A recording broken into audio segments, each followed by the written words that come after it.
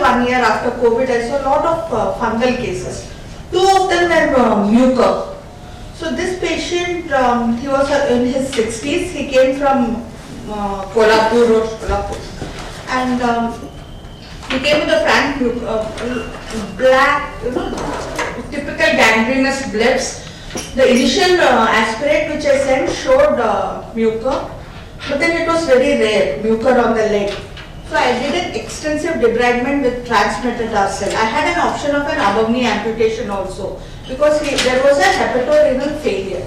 Bilirubin was raised, creatinine was raised, he was in sepsis. But then I explained to the son, he wanted to save the limb, did a transmetatarsal, extensive debridement going up to the mid-thigh. And then came the challenge of giving amphotericin. Should we give, should we not give? It was a big no-no. But patient clinically started improving. After taking a written consent that the actual line of treatment is this, and because of his hepatorenal status, we are not going in for amphotericin B, and the patient was put on negative pressure wound therapy, and that actually cleared the complete wound. I am really sorry, next time somewhere I can share the pictures of the group, and the wound has healed completely. Patient is walking. Because of his transmetatarsal status, there is always a residual wound which comes in the typical forefoot region, but he comes regularly, gets that scraped and goes, and he is having a life. Now, when a patient comes like this, it's a very atypical case. What do we do? Like how to go about it? So now there is a wound at the stump, you mean? Yeah. Forefoot transmitter, that's okay. But then still we gave him a foot to walk. Okay. So now with this hepatorenal status, long-standing diabetes, in a septic state, not in a position to give the drugs which actually is meant for mucormycosis. No, but now he is free of mucor, right? Yes, he's asking at that time what At could that have point been done. of time, what could have been done? Like how do we discuss? We should have a group. You have to Meaning, who will support us if something goes wrong? Who will support us? I think Your counseling and consent will support you, madam. No one will support you. no, but still, I think a second opinion. I think there is another I think case. you are shared that There is an case. option where something where she can I did Oh, okay. I know that Okay. case, has no support. Okay. She can defend herself saying that I But that opinion will not stand in the law. I mean, court of law. You So still this have. diabetic foot, as of now, is just a handful of surgeons dominating over it. Okay. We have authority over, like whatever said, a second opinion. Ma'am, if you can take a second opinion, this is whatever I'm speaking is purely legal, madam.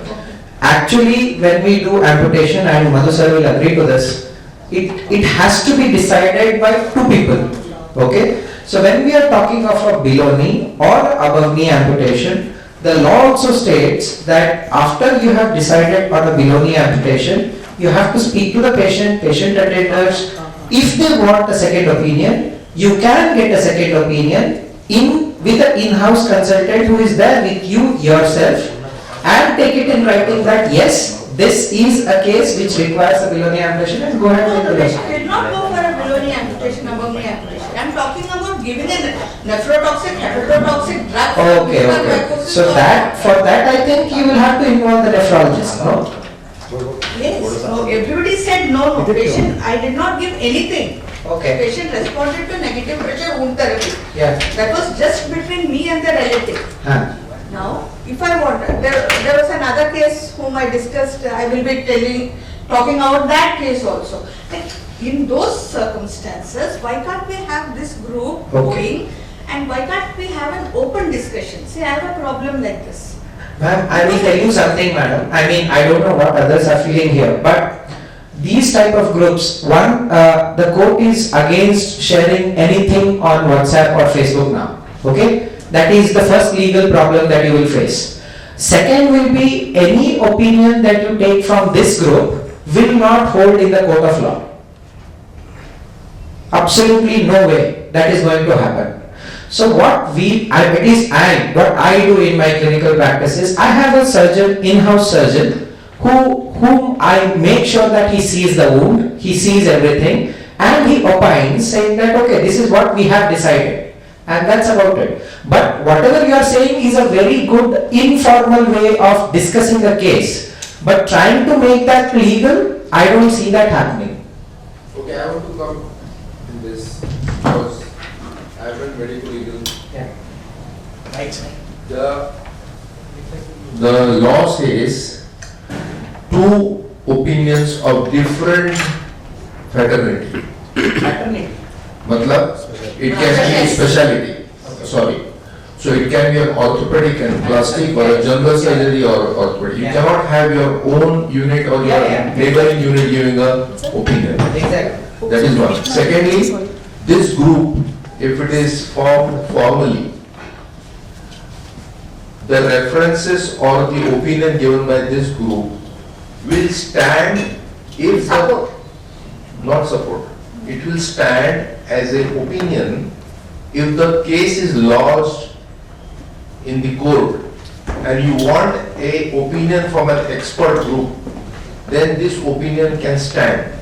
Mostly a private group opinion, as you rightly said, is secondary. If it is given by a KM orthopedic surgeon or a diabetic food group or an established NGO like Diabetic Food Society of India or Diabetes India, that will be more of weightage than a private group.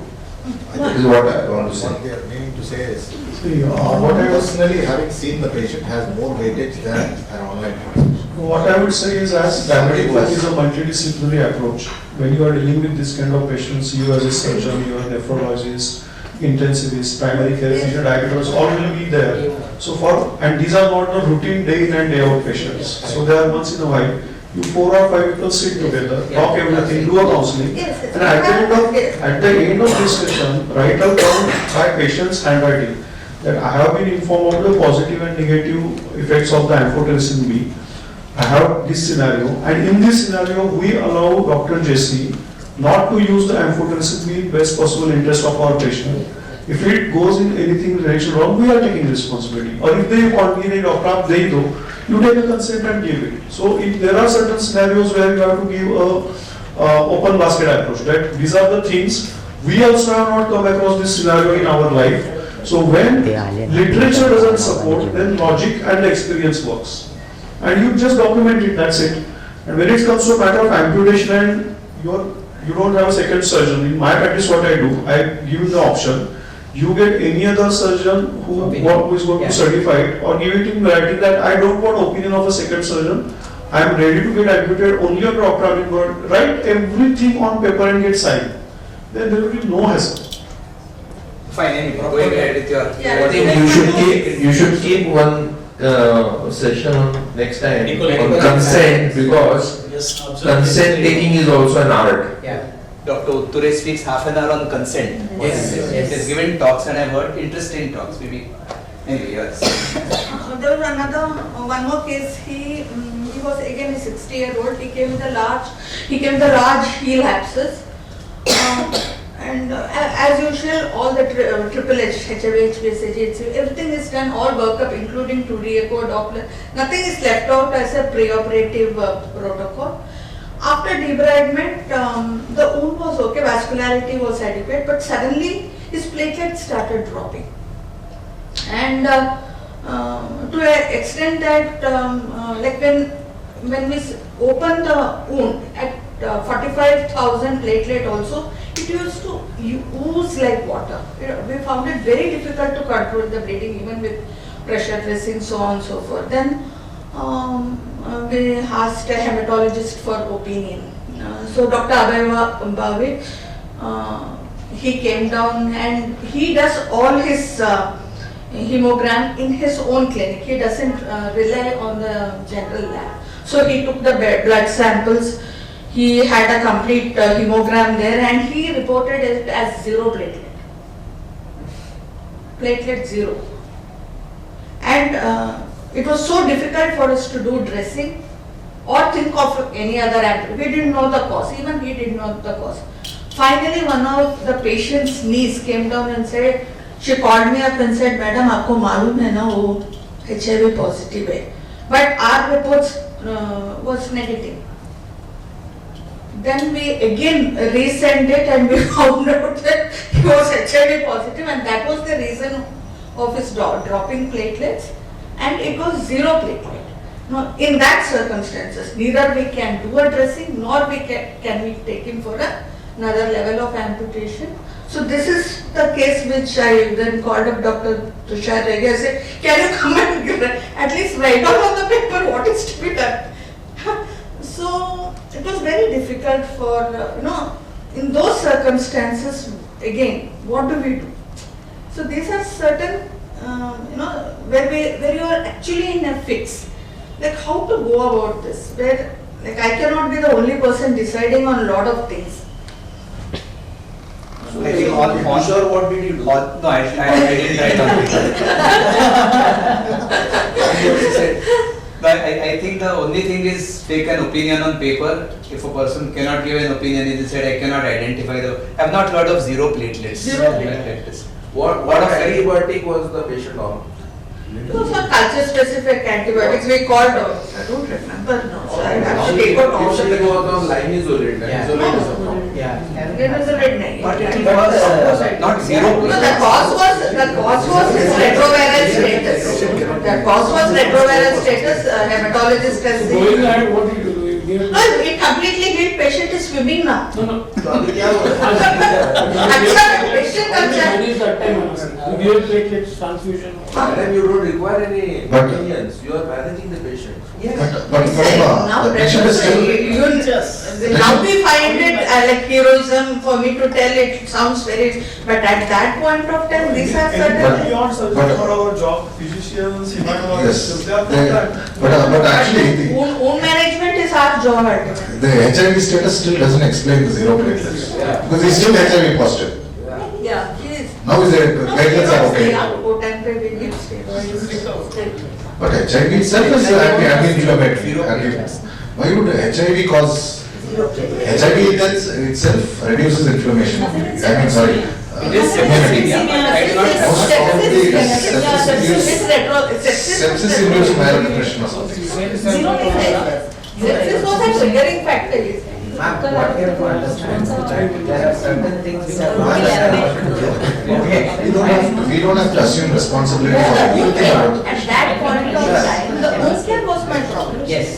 Because it smells, like you have to dress the wound, it is infected, like how do you counsel the patient? Like, but we did, like we were 5 of them with IV fluid, with blood reserve, that's how we did dressing, like as if we were going to do a surgery. That's So that is. fine. Thanks, Yeah, madam. thank you. Dr. Goleri again has to, he wants to present.